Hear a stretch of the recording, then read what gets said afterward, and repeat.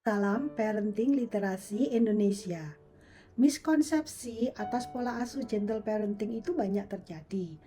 Melalui cerita Esau dan Yakub ini, kita akan belajar bagaimana mempraktekkan gentle parenting dengan tujuan anak-anak kecil kita yang bertengkar terus dengan saudaranya sendiri ini, ketika dewasa nanti, mereka bisa rukun, bahkan berkolaborasi untuk sukses. Bapak Yakub dan Ibu Ribka memiliki dua anak kembar. Yang sulung bernama Esau, adiknya bernama Yakub. Ayahnya lebih menyukai Esau.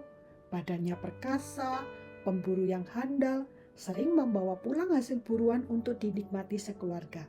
Sedangkan ibunya lebih menyukai Yakub, yang senang tinggal di rumah, membantu pekerjaan rumah, teman ngobrol sambil membantu ibunya memasak. Setiap anak itu berbeda, dengan personality yang berbeda, bahkan memiliki minat dan bakat yang berbeda pula. Bahkan kembar identik pun pasti memiliki perbedaan. Umumnya orang tua mengetahui hal ini, namun bisa saja kurang memahami esensi dasar yang dapat dijadikan acuan mendidik anak, agar kelak ketika dewasa, perselisihan masa kanak-kanak itu tidak berkepanjangan hingga mereka dewasa. Keberbedaan setiap anak kita itu kita perlu akui dan terima. Karena setiap anak itu diciptakan Tuhan dengan istimewa. Setiap anak masing-masingnya. Tuhan menciptakan mereka. Tidak ada yang sama, semuanya istimewa dengan keunikannya masing-masing. Mengakui dan menerima keberbedaan anak itu salah satu contoh nyatanya ialah memberi kesempatan anak untuk memilih dan menentukan aktivitas ekstrakurikulernya sendiri. Memang ada kalanya pilihan anak itu tidak sesuai dengan hasrat Anda orang tuanya. Lalu apakah tidak boleh melarang dan memilihkan aktivitas untuk anak? Ya tentu saja boleh. Strategi gentle parenting terletak pada diskusi panjang yang menjelaskan pandangan-pandangan Anda pada anak, hingga sudut pandang anak beralih dan setuju, sepakat, serta memiliki pandangan yang sama dengan Anda. Jadi anak memutuskan sendiri, bukan langsung dimasukkan ke dalam aktivitas yang Anda suka. Kenapa? Ketika anak harus bersusah payah nantinya menjalaninya untuk berhasil, itu anak memiliki motivasi intrinsik. Contohnya, Anda ingin anak itu masuk ke tim renang utama sekolah, bahkan nanti hingga mencapai tim nasional sebagai jalan bagi anak untuk memperoleh beasiswa. Agar masuk di tim utama kan ya harus berlatih setiap hari. Hal ini pasti melelahkan, memberi tingkat tekanan stres yang cukup besar, dan membutuhkan kerja keras anak. Padahal anak memilih ekstrakurikuler sebagai anggota tim majalah dinding sekolah misalnya. Tentu saja Anda tidak setuju, Anda ingin anak masuk ke tim renang. Strategi gentle parenting itu Anda harus berdiskusi panjang, merayu anak, menjelaskan jalan emas yang akan dilaluinya melalui berenang. Dan ini sebelum latihan dimulai. Sebelum hari pertama latihan berenang, Anda sudah harus memperoleh kesepakatan anak. Bukan anak berlatih berenang karena terpaksa. Nah, ketika anak sudah setuju, baru orang tua itu mendaftarkan dan latihan dimulai. Bila tidak, anak sungguh akan merasa terpaksa dan Andalah yang memaksakan kehendak Anda pada anak. Dan ini cita-cita orang tua, bukan cita-cita saya, kata anak. Ketika mereka kelelahan, bukan endurance dan adversity yang ada, yang mereka dapatkan, mereka tunjukkan, tapi perubahan sikap. Anak akan kehilangan keceriaannya, anak akan wajahnya itu seperti stres suntuk, bersungut-sungut, gitu ya.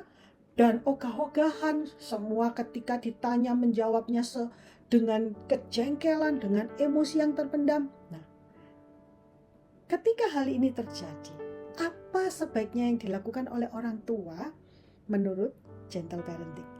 Jawabannya stop. Hentikan dulu kegiatan yang dilakukan anak karena anak merasa terpaksa melakukan itu karena keinginan orang tua. Stop dulu. Kemudian ulangi dari awal dengan menggunakan strategi gentle parenting.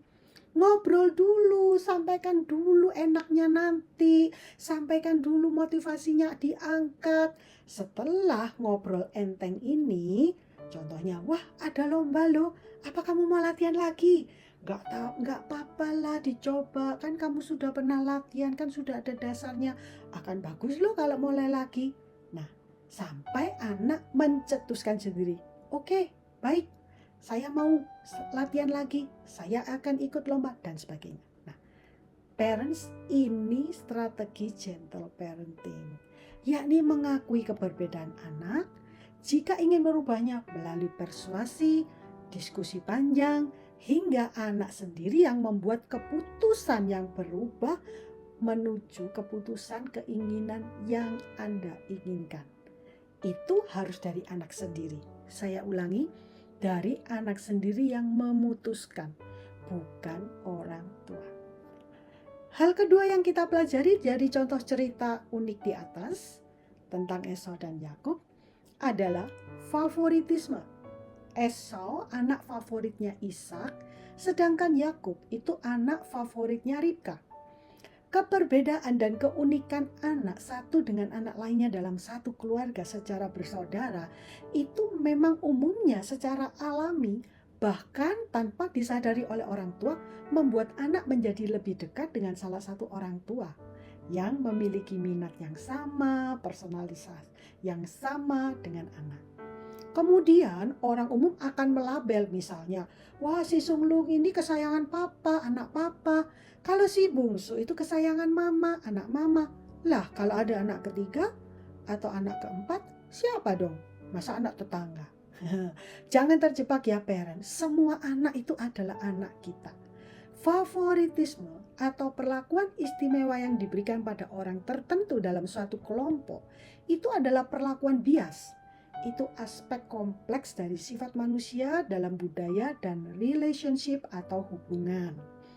Mekanisme psikologis hingga terjadi favoritisme itu adalah karena nomor satu kesamaan. Kesamaan daya tarik. Orang-orang lebih menyukai orang-orang yang mereka anggap mirip dengan mereka dalam aspek penampilan, favorit makanan, kepribadian, nilai-nilai, minat, dan semuanya yang lain. Orang itu merasa nyaman karena lebih mudah memahami, merasa lebih terhubung, merasa lebih dapat diandalkan, dipercaya. Nah, yang kedua, karena kedekatan. Memiliki hubungan dekat, baik secara fisik maupun emosional, memiliki lebih banyak kesempatan untuk berinteraksi, cenderung mengembangkan hubungan yang kuat, rasa suka dan percaya yang besar. Parents, favoritisme itu bisa saja terjadi di kelompok kerja, kelompok sosial, dan dimanapun. Tetapi tidak boleh di rumah. Tidak di dalam keluarga inti. Bila favoritisme itu terjadi di keluarga, akan berakibat tidak baik. Saya ulangi lagi, berakibat tidak baik. Kenapa? Karena memicu perseteruan antar saudara yang akan berlangsung terus hingga mereka dewasa. Karena iri dan cemburu akan cinta dan perhatian orang tua pada saudaranya. Jadi, bila saat ini Anda merasa salah satu anak kok menjauh dari Anda dan menjadi kesayangan atau lebih dekat dengan pasangan Anda secara ekstrim, bedanya banget ketika ngomong sama Anda atau ngomong dengan ayahnya. Segera atasi parent. Atasi dengan mempraktekkan prinsip gentle parenting yang lain, yakni relationship atau membangun hubungan. Kalau tadi prinsipnya komunikasi, diskusi panjang, hingga membentuk kesamaan sudut pandang dan motivasi. Yang ini adalah membangun hubungan atau relationship. Dan membangun hubungan itu kuncinya cuma satu, PDKT, pendekatan. Anda pasti sudah bisa, sudah sukses, buktinya sudah berhasil menikah, membentuk rumah tangga, sudah berhasil melakukan pendekatan hingga yang Anda dekati bersedia menikah dengan Anda. Hore! Kemudian sekarang dengan anak yang lebih favorit ke ayahnya atau lebih favorit ke Anda. Semua anak itu adalah anak bersama Jadi, sekarang ini mohon meluangkan waktu lebih banyak pada anak yang bukan favorit Anda. Saya yakin orang tua dan anak itu akan saling belajar dengan luar biasa setelah Anda mengenal anak dengan lebih dalam. Anak yang bukan favorit Anda akan menemukan dan menyadari potensinya dan keistimewaan anak ini yang luar biasa, yang tidak Anda sangka dan tidak duga. Dia itu adalah anak Anda, walaupun bukan anak favorit. Sekarang dekatin, cari tahu, lebih banyak luangkan waktu dengannya. Dengan demikian, Anda juga memupuk identity awareness dari anak ini, yakni kesadaran anak akan keunikan dirinya dan potensinya yang luar biasa dan istimewa. Jadi kesimpulan cerita Esau dan Yakub yang pertama ini adalah satu, usahakanlah pertengkaran antar saudara atau sibling rivalry itu tidak berlanjut hingga anak dewasa. Caranya, satu, menerima dan mengakui perbedaan setiap anak-anak Anda. Yang kedua, favoritisme itu tidak baik. Mulai dikurangi dengan mengaplikasikan salah satu prinsip gentle parenting, yakni membangun hubungan atau relationship. Bangunlah hubungan yang lebih dalam dengan anak yang bukan favorit Anda tanpa mengurangi atau menyisihkan anak favorit Anda tentunya. Karena mereka semua adalah anak Anda. Bangun hubungan dengan meluangkan waktu lebih banyak dan adakan PDKT atau pendekatan. Parents, sampai jumpa di video kisah Esau dan Yakub berikutnya, yakni tentang impulsivitas. Impulsif itu apa? Kita akan pelajari nanti. Saya, Lis Budiana, berterima kasih Anda sudah menyimak video saya ini hingga selesai.